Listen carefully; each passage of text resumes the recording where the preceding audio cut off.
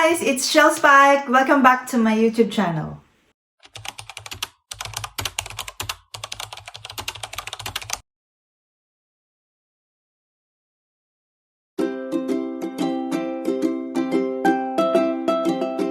So ayun na nga, ang tagal ko hindi naka-post, ang tagal ko hindi naka-upload. Parang 3 months, yata 2 months, something ganyan. Nagbakasyon ako sa Pilipinas, and before ako nagbakasyon, di na rin ako nakapag-upload. Kasi nag-focus ako sa trabaho, kumuha ako ng maraming shift. At saka kumuha ako ng maraming part-time para may buonin, pauwi ng Pilipinas. At di na ako nakakapag-day off ako pero pinapahinga ko lang.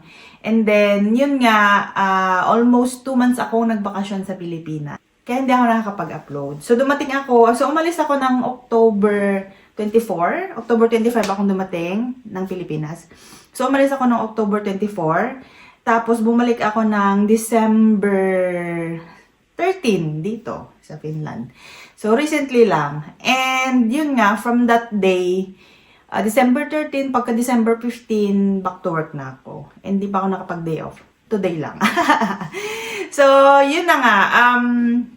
Kaya hindi ako nakakapag-upload. Pero yung mga nagme-message sa akin, tinatry ko pa rin replyan as much as I can. Kasi gusto ko pa rin i-continue yung connection ng mga subscribers ko, yung mga viewers ko sa akin. Pero before ako mag-start kung ano yung mga dapat yung i-prepare pag nagbakasyon sa Pilipinas, guys, please i-follow nyo ako sa TikTok. Active ako sa TikTok. Marami akong upload doon may mga content ako doon na about Finland din. Kung ano yung life dito sa Finland. Ganun. So, sa mga gusto magbakasyon ng Pilipinas, ano-ano nga ba yung mga dapat nyong i-prepare? So, as of October 2023, ito yung mga dapat mong i-prepare. Una, pinaka-importante sa lahat, yung passport mo. Dapat yung passport mo at least 6 months to or 1 year na ang validity. Second, yung visa mo, yung residence permit mo, kailangan mong dalhin kasi umuwi ako ng expired yung visa ko. As ng loob. Umuwi ako na expired yung visa ko kasi yung visa ko nag-expire siya ng October 18. Tapos yung flight ko October 24. Nag-renew ako ng August 2. So, in-expect ko na ma-approve siya agad kasi pang second na visa ko na siya. Pang tatlo na actually. Pero hindi siya na-approve. Kaya yun, nirisk kong umuwi ng Pilipinas. Kasi nakaplano ng lahat. Wala nang atrasan kumbaga. And syempre, nag-seek din ako ng advice sa mga friends ko na kung pwede ba ako umuwi ng Pilipinas nang walang visa. So yun, nakauwi naman, may mga nangyari lang sa mga layover ko, pero at least nakauwi ako ng Pilipinas. And then yung e-travel mo, makukuha mo siya sa etravel.gov.ph. So mag-register ka dyan, i-fill up mo yung form, madali lang i-fill up yung form, madali mo lang siyang masundan. So pag galing ka ng Finland, kalagay kasi doon arrival or departure. So doon ka sa arrival kasi parating ka ng Pilipinas. So, yun yung kukunin mo. Madali lang siya. And then, after nyan, isi-send nila yung QR code or pwede mo ding screenshot pero isi-send naman nila sa email mo. Ayan. So, dapat tama yung email na isi-send, na ilalagay mo doon sa form. And then, yun lang. Actually, nung pagdating ko ng NAIA, hindi siya hinanap. In-scan lang yung passport ko. Tapos, wala na, pinadaan na ako. Ako na nga nagganyan sa... ito po yung e-travel ko, pero wala. Diretso ka na. Hindi na naman kailangan. Ganon. Wala. Pero anyway, just in case kailanganin, at least may hawak kayo. Yun lang. Tapos guys, pera. Ay! Importante talaga yun. Pera. Kasi kahit na nakabudget ka na ganitong 1,000, kahit nakabudget ka, susobra ka. I don't know kung ako lang ha. Pero talagang kailangan mo ng backup. Kailangan mo ng, backup nga. Kasi, kung gusto mong ma-enjoy talaga yung bakasyon mo, depende naman sa atin kung paano natin enjoy yung bakasyon natin. Pero, just in case lang na ma-short ka, at least meron kang backup. Tapos, yung pabalik naman, same lang. Ang difference lang is meron kang dalang OEC. So, sa akin, yung OEC ko, kinuha ko lang siya through online. ko lang siya kinuha. Tapos, nag-login lang ako doon. Dahil ako ay same na employer mula nung dumating pa ako dito sa Finland. Talagang same employer ako, hindi ako nag-change ng employer. So, ang kinuha ko lang is yung balik manggagawa na OAC. So, valid yan for 60 days. Pero, kung di ka same na employer, I think kailangan mong pumunta mismo sa POAA. Ayan. And then, actually, nag-prepare din ako ng kontrata ko kasi yung iba daw, hinanapan ng kontrata. So, just in case, dinala ko lang yung kontrata ko, pero hindi siya hinahanap. So, ayun, yung pabalik ng Finland, wala ka ng ibang... Actually, nag-prepare ko din yung mga vaccination ko noon, dito sa Finland, yung mga certificate of vaccination, dinala ko rin yun, pero wala naman, hindi naman hinanap. Tapos, yun lang, passport, residence permit mo dito sa Finland, yung OAC, tapos yung ticket mo, tapos yung e-travel pa rin na departure. Same pa rin kung saan ka kumuha ng e-travel sa e-travel.gov.ph. Doon ka pa rin kukuha. Pero, departure na. Pero hindi rin siya hinanap sa akin noon, nung pabalik na ako. Pero just in case pa rin, kailanganin, hanapin ka ganun. So, nung duman ako ng immigration, wala masyadong tanong. Hindi nga nagsalita yung IO. Binigay ko lang lahat. Binigay ko lang lahat. Passport ko, residence permit ko, OAC ko, e-travel ko. Tinignan lang niya, ganyan. Tapos, tsak, go ka na. Ganun lang. Mabilis lang siya. So, ayun. So, sa mga nagtataka kung bakit ako nakakuha ng ganong kahabang bakasyon. So, parang ilang days ba siya? So, October 24 hanggang December 16 dapat yung bakasyon ko. Pero, December 13 December 13 na ako bumalik dito sa Finland. Para at least merong 2 days na na pahinga, ganyan.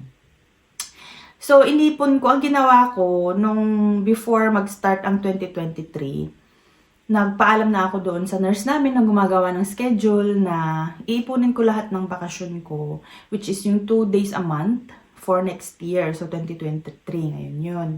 At inipon ko din yung mga lahat ng holiday na meron dito sa Finland. So, parang 16 days yata yun na holidays. And then, inipon ko yun lahat. So, 2 days a month times 12. So, ilang days yun? So, 24. And then, yung 16 days na, na holidays. Ayan. So, ganun yung bakasyon ko lahat-lahat. And then next year, ganun din yung gagawin ko para pag umuwi ulit ng Pilipinas, may ka pa rin, mahabang bakasyon ka pa rin na paid. Ganon. Ganon yung ginawa ko. So, mabait naman yung nurse namin. So, nung nagpaalam ako, nag-book ako ng ticket ko February 2023. Diba ang layo pa?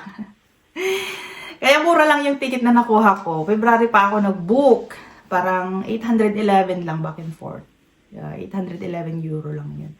So, kung may plano kayong magbakasyon, mag-decide na kayo kung kailan, magpaalam na kayo sa trabaho, at para makabook kayo ng maaga, at makakuha kayo ng ng murang ticket. Ganyan, yun yung ma-advise ko. So, Cathay Airways ako. Ang Cathay ay 23 kg lang yung allowed nila na baggage. 7 kg na hand carry, isang hand carry, tapos isang personal. Pero, ang ginawa ko, ito na naman, ang ginawa ko, yung malaking maleta ko, 23 kg lang talaga siya. Kasi yun yung kikilo mo eh. Then, may malaki akong backpack. Tapos, nilagay ko doon lahat ng chocolate. Lahat ng mabigat. So, yung backpack ko sobrang bigat. Kasi yun yung personal ko. Tapos, meron pa akong isang sling bag na kung nakikita nyo siya, mayroon akong sling bag na Coach na black. Nandun yung mga passport ko, wallet ko, cellphone ko, nagkakasya doon. Basta doon, mga personal yung dito ko. Tapos may backpack ako na malaki, nandun lahat ng mga mabibigat, yung mga chocolate. And then yung hand carry ko, hindi kasi nila kinilo. I mean, nag-ano kasi ako, mabigat din yung hand carry ko. Mabigat din siya kasi may mga chocolate din siya. Nung nag-check-in na ako sa Helsinki Airport, sa Vantaa Airport, self-check-in lang kasi. So, nag-check-in na ako online. Tapos, baggage drop na lang ako doon sa airport. Pero doon sa may baggage drop, syempre may nagbabantay doon kung ilang kilo. So, yung malaki kong maleta, yung 23 kg, sumobra siya. sumobra siya, nag 24.3 or 24.5, something ganyan. So, ang ginawa ko, binawasan ko yung laman ng maleta kong malaki. Nilagay ko doon sa maliit, doon sa hand carry, tapos nilagay ko yung iba dito sa may backpack ko. So, nag 23 kg siya. Yun yung chinek in. Pero yung bag ko, talagang sobrang bigat na bigat siya. Siguro, mga nasa 10 kg din siguro siya. Tapos yung maleta ko na maliit na hand carry, siguro nasa mga 10 din siguro. Mga ganyan. Di na din kasi nila kinilo. Wala yung mga, basta, wala. Kaya kasi ang layover ko, Helsinki to Frankfurt, Frankfurt to Hong Kong, tapos Hong Kong to Naiya. Pagod-pagoran ako, day. Kasi, syempre, mabigat yung backpack mo, tapos may hand carry ka. Tapos, kailangan mong hanapin yung gate mo. Pagdating ko ng Frankfurt, kailangan mong hanapin yung gate mo. Ang sakit ng balikat ko. Pero okay lang. Sobrang sakit ng balikat ko. Tapos, syempre, yung backpack ko, andun siya sa may, nasa seat in front of me. Oh, diba? Syempre, nung nasa aeroplano ka na, kailangan mong apakan yung bag mo kasi hindi makastretch masyado yung paa mo. Yun lang yung, yung disadvantage. Pero kere lang. Ang pinaka-napagod talaga ako sa Hong Kong. Ang laki ng airport ng Hong Kong. Diyos mo yung maribar. Grabe talagang lakad ko noon. Parang dulo-dulo ng Pilipinas. Charis. Dulo-dulo. As in, pagod na pagod talaga ako. Pinagpapawisan ako. Tapos, ang layover ko lang doon, 1.5 hour. 1 hour and 50 minutes.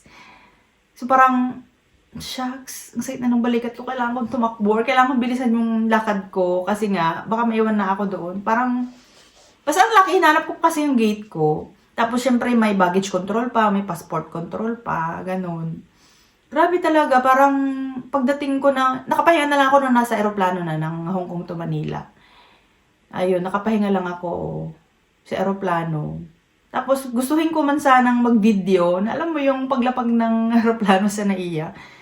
My God, nasa aisle ako, nasa pinakagitna ako ng naupuan. Pero okay lang. Anyway, okay lang din yun kasi palaihi ako pag nag-aeroplano. Nakakainis. Pag bumabiyahe, palaihi ako. Kaya mas gusto kong doon nakaupo. Yun nga, hindi ako makavideo.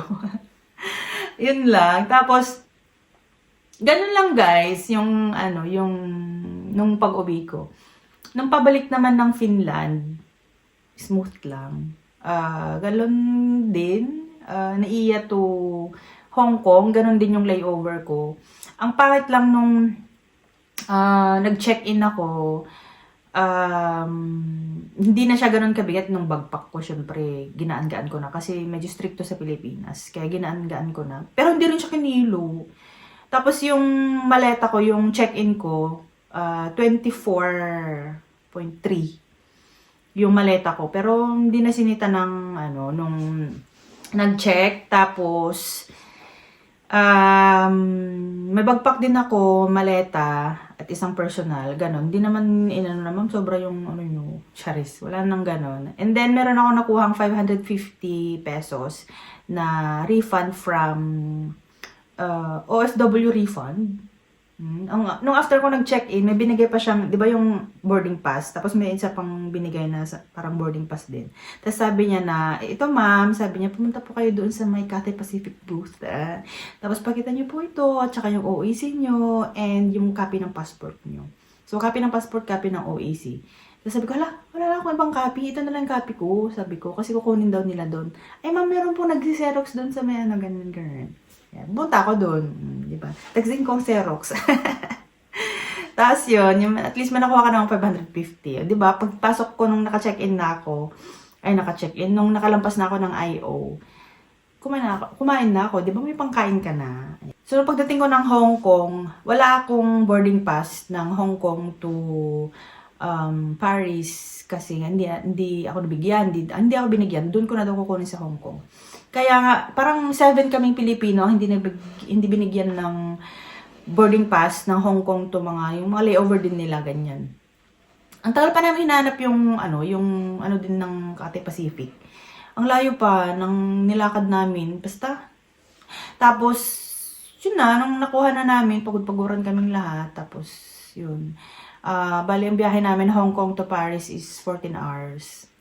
Tapos, na random check pa ako sa Paris. Kasi pagbaba na namin ng eroplano, may mga nag-aantay na mga pulis.